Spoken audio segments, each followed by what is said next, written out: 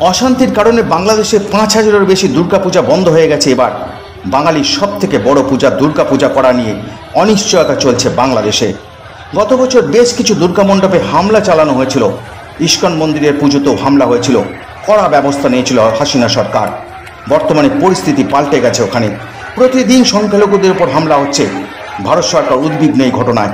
ভারতের বিদেশ মন্ত্রকের মুখপাত্র রণধীর জয়সওয়াল বাংলাদেশের অন্তর্বর্তী সরকারকে অনুরোধ করেছেন সংখ্যালঘুদের নিরাপত্তা নিশ্চিত করার জন্য। নিরাপদে যাতে দুর্গাপুজো করা যায় তার ব্যবস্থা করার আবেদন করেছেন তিনি।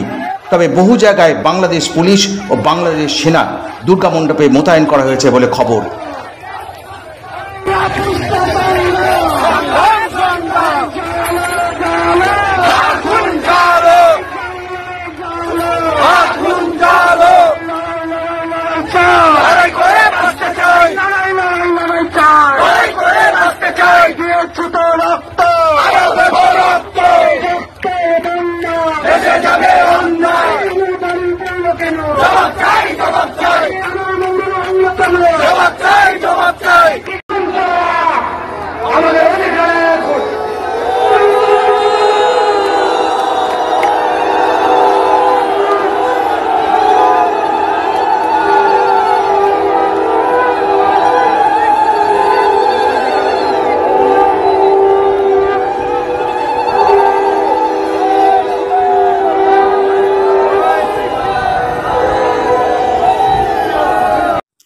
বাংলাদেশের যমুনা টিভি বলছে ৪ আগস্ট থেকে ১০ই আগস্ট পর্যন্ত প্রায় ২০১০টি হামলা হয়েছে সংখ্যালঘুদের ওপর।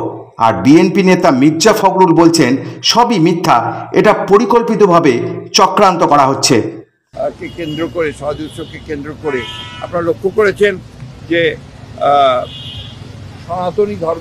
সনাতনের কিছু মানুষ, সবাই না, কিছু মানুষ তারা কিন্তু অত্যন্ত পরিকল্পিতভাবে জনগণেরকে উস্কে দিচ্ছে বাংলাদেশের বিরুদ্ধে এবং তারা অপপ্রচার চালাচ্ছে।